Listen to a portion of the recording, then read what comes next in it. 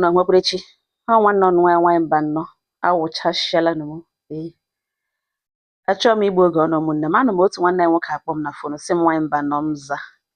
ya sị m were akụkọ n'ugbo towara ya ụmụnne tụmadụ ụmụ agbọghọbịa ewuru nwa agbọghọbịa na-alụbe di na mmee ka ha hụ akụkọ na ihe mere n'otu o siri mee werekwene ya mụrụ akụ gbanwee ma ọ dị pọsịbụl m sị nna m gaa n'ihu ya sị m na mama ya na papa ya lụrụ n'ime ịhụnanya dị ukwuu mama ya mụọ ya na ya dị only 6 months old mgbe mpa ya nwụrụ na accident mma ya jụ na ya hụrụ mpa ya n'anya too much n'ebe ọ gbanwee n'onwe wee nye ya nwa nwoke na ya ga-alụ nwoke ọzọ na ya na-alụgazi di ọzọ na ya ga-enwe nwoke ọzọ ya ga-ahụ n'anya otu esiri hụ nna ya n'anya mma ya ebido pịawa ya rezie ya bido zụwa ya single handedly ụmụnne mama ya dị kwụ otu task ha jicha ego mana iwe ha wụ na mama ha mma ya alọtakwa bịa lụgharịrị di na ọ nọ ebe a lavish gị mma ya sị na ọ wote ya alụọla di ya alụọla di na enweghị nyere mma ya support not even from side papa ya not even from side mama ya na mma ya rere fruit n'ọkọtị ya yere akara na mgbede ya akara n'ọkọtị ya yere fruit na mgbede ya gara ọrụ ugbo ya gbe ya biznes ụmụ peti biznes mma ya na-eji ike na ohi aka mma ya megide zụọ ya na secondary school zụọ ya na university zụcha ya gụcha pụta gaa service pụta with ezigbo grade chọtakwa n'ọrụ na good company na-akwụ ya ezigbo ụgwọ mepe other businesses tige mmadụ before mara ego abịa tum ya gaa na village ha n'ihi na ha enwechaghị ala ya zụọ ala rụọ ya ezigbo ụlọ nwunye di mma ya bido chetachi gara mma ya nyewezi mma ya nsogbu ya na ya bụ okoko ya sị mba na ya gba nkịtị na ha ga-agwụgwagburu ya nwaanyị nọ ya sị ka ya rụtọpụ ụlọ mgbe onunu ya rụga ka mma ya fee ebe ahụ na ọ ihe nụnụ ka plan a ka ya ejizi n'aka ihe ọzọ ya nụrụ na mma ya na nwunye dị ekweghị isi mma ya si n'elu steepụ dapụ daa mma ya kwanụ since ahụ o jiri daa ya akụjie spinal cord dị paralyzed ọ naghị ekwu okwu nri a na-enye ya nri enye mma ya na-ekwu okwu ọ na-shi na-apụziri onwe mamịrị na-apụzi onwe a na-ebuzi shi mma ya bụ mamịrị isi agba ya n'elu tem ya sị chai na ruo mgbe mma ya ga-enjoy ahụhụ ọ tara ọ wụrụzie n'ọnọdụ ya kọndishọn a ka ọ hụrụ onwe nnọọ ya were iwe n'ọnụma shi ebe ya bi kwapụga gaa chọzie biga haus rent ya gaa kpọrọ mma ya dewe ya na the other room kpọzie ofu onye nọọsụ na-akwụ ya ụgwọ na-abịa every day bịa na-eklin mma ya up echenji ya adult diaper enye mma ya nri amasaji mma ya dọkịta na-abịakwa ahụ ele mma ya na mma ya bizi kemgbe 5 years na ọ weta ya na mma ya shiri biri ruo mgbe ya chọrọ ịlụ nwaanyị a sị mba na elekwanụ nwaanyị ya ga-alụta ugbu a na eji ego nọọsụ anyị bịa legide mma ya nọọsụ anyị ike bụ ya echenji nọọsụ na ego ya nọ na ihe a chọrọ wụ onye ga-abịa nabata mma ya n'ụdị a ọnọ mana ya ga-eji mma ya amata ezigbo nwaanyị ya ga-alụ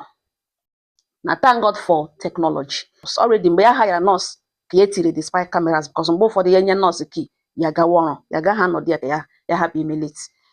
na ya na-awega kamera ahụ ya na-eji ele ihe nọọsụ mege otu o si itiriti gị mma ya nọọsụ ahụkwa na ezigbo nọọsụ kama na ọ lụọla di ji ụmụ anọ ọbịa ọ ga-etiriticha mma hicha mma ya klin ya ọpụ nye ya nri masaji ụkwụ ya masaji ya lete ya ọfụma mee ya gbaa ya nye ya ọgwụ ya ṅụọ nọtụzie ntakịrị kpọọ ya na fon na ya alawala ya sị oke enwere obere nwa ya na mma ya na-ekwupụrụ ya okwu so na ọ wete ha shibiri ya ebido ịchọ ọnụ nwaanyị ya ga-alụ chọta nwa ọma na nwaanyị mba nnọ mzi asị na all these beautiful girls hịarịga na ihe nwa agbọbịa ga-esi na this girl na ọ mara mma na some of them ihe nọ ha n'obi na ọwụ ihe ha bụ okwute ya enweta the first girl the girl mara mma na ya achọọla ha in that category na the first one ya nwetara kperute ya ụlọ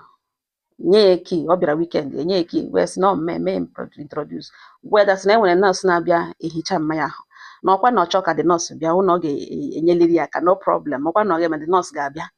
bịa ehicha mma ya ahụ nye ya nri yọtago clean ya up ya sị no ihe nọọsụ na-abịakwana no dịkwa necessary no ya ga-emenwe ya sị oke ya gawa na-elezi ya na kamera ozugbo a ya pụwara ọ laghachi gaa na rumu mma ya gba ya aka n'ukwu na-ele mma ya lege mma ya lege mma ya lege mma ya lege mma ya gba mma ya azụ nọrọ nga na gushi ụzọ because mma ya na-ekwu okwu ọ na-enye sign ọ ya just ọ naanị ya na-aghọta sign mmanya na-enye ma ọ dị uncomfortable ya eme ya gakwana ga mee ya attend na onye ọzọ agaghị aghọta mgbe mmanya dị worried. So ọ sị ya na-elekwa this girl na camera. Aja ahụ na ọ gbara mmanya like this ya eguru ụzọ gushie ọ baghị ha that place again till ruo 6 o'clock ya kpọrọ ya na ya lụwara ọ ga gughee dị ụzọ gaa lee mme sị na ọ dị ka mmanya ọ gara toilet ya sị na ọ ga-awụ ugbu a ka ọ gara the toilet ya jụọ ya sị na mmanya oriri nri ya sị na ya nyere nri n'ụtụtụ nyekwa ya nri n'ehihie na ọ ozi na mgbede nke ya chọrọ ihe ya akwado inye ya ọzọ ya sị oke ya were fonu n'ihu ya dị ya kpọọ the nurse na bịa sị ya biko na ọ bụ eziokwu ya ka ọ lụrụ duty ya off today na ya bịawa na ya biko na ya bịawa na mmanya eribeghị nri kemgbe ọkọta ndị clean bịa na ya biko na ya bịa ka ọ sị dị ga elele wee sị na-ele ihe o ji agwakwa nọọsụ nyere mmanya eribeghị ya gwara na ya nyere mmanya sị ya shut up na ya bịaga n'ime ụlọ gị ga-eburu akpa ya lawa na akwa ọ kpọrọ ya si ya dat na mmanya mmaka ya eji ha ahụ ya esendere ya ego mmejiri jiri gị ụlọ ọgwụ 100,000 mmejiri jiri gị ụlọ ọgwụ ya nwere nọọsụ na-elekọta mmanya na ya jụrụ ya ajụ na ya kpọọ dị nọọsụ na ọ ya nwa jụọ na ya si ya na enweghị ihe nọọsụ bịachi ime na nri nọ na kichin nri dọrọ nyafu nyafu na kọmọn nri ọ na onye ahụ mmanya n'ụkụtụ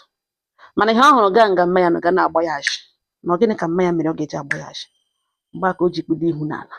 si ya dị sọrị egwe sị abaghị nga ga-eburu akpa ya lawa na ọ dịgo ka ọ ga-adị ọ rịọga egwe ya na neva enweghị ga-eme ka ya nabata n'ọdịla na ọ marụghị mma n'obi ka ahụ ala na ya gwa m experiences ihe ụmụ agbọghọbịa some of them nwere ike bịa were akwa kpuchigide mmanya na mmanya shiri ushi and ha bịa ha na-eje ọ na-asị no nọọsụ ahụ abịala na ya don't worry na ya gara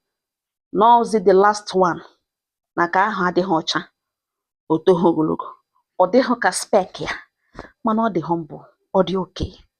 na enwere ihe rakọrọ ya na that girl something na ha matara na pharmacy ebe ya zụta ọgwụ before a man decide ka enyegodo this girl a chance na ọ naanị this girl batara si ya that na ele ihe ọ na ha yara nọọsụ the same thing ndị ka ọzọ na-ekwu ụgwọkwara ya don't worry na ya ga-ehicha ya ahụ na mmakwukwu na ọ ya legidere mmakwukwu ya tili ya nwụọ na ihe gbasara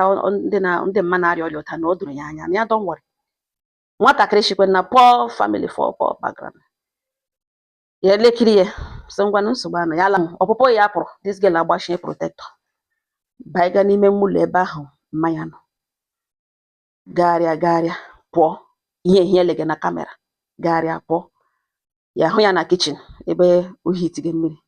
buru mmiri na bọket gaa chibak bido hichawa mmanya ahụ and this girl hichachara mmanya ahụ tụpụga ihe anọ ebe ahụ akwa atịrị ebe ahụ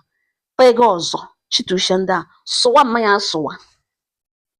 beze ntụ wereze mmiri ọkụ bido masaje na mụ ihe this girl mere mmanya ya nụrụ ebe ahụ gba ya aka n'isi ya akọ aka obiọma isi ekwuo ya egbe ya sịsọ mmadụ dị otu a nọ n'elu ụwa ọ masajicha mmanya hichacha mmanya were eri mmanya nọrọ ọdụ rie na ọdụ ha na-enye na ọ nọrọ sụwara mmanya ọdụ nye ya eri mechacha hichacha ebidega bịaghachi bido ma ọbụwa ala ime ụlọ nga mmanya ma ọbụcha ya na-elesi really na ya ga-eji nwa edeke ịhụnanya ọ na-ahụ before na ndụ ya ka ya letakwa ma ihe ya ahụ ga ọwụ ihe ọwụ na ihe this girl na-eme for 3 good months eme ya agba ya every weekend ọ bịara ya o megidere ihe mmanya ahụ this girl na ya na-ahụ smile n'ihu mmanya ya na-ahụ be in a long while mmanya ahụ ya taa ka ọ ga-eme gị hụ na ọ na-adị ya ịbịa gụrụ ya the girl gakwana ya ga-agụrụ ya ọra ya ahụ mgbe ya hụrụ ihe a megidere on ga 3 months ya sị na ihe aweta nwa dị natural ya gwa na ya chọrọ ịlụ ya the girl emepecha anya sị yes na ya chọrọ ịlụ ya na ya laikiri ya na ọ mara mma nga niile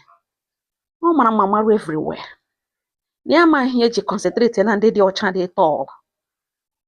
while ihe Chineke dị nwere ya dị iche na ọ mara mma maruo nga niile na ya chọrọ ịlụ ya mana before then na-ele ihe ya ga-emere papa ya mpa mụrụ ya ya ga-emere family ya na ya chọrọ imere family ya dị ga-esi n'ụlọ ha dakachara na ọ gwụla naanị ya ga-emere mpa ya ugbo ya ekopụ obiọma akpa ya si in that case na ya ga-abịa rụrụ ha ụlọ na ya ebidone ịrụrụ ha ụlọ nwanyị mba nọ na ha ekelekọtala ya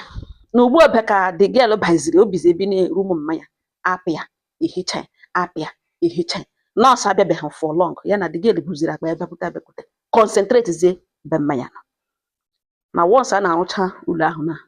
eti akwụkwọ ha eme traditional marriage ya lụọ ya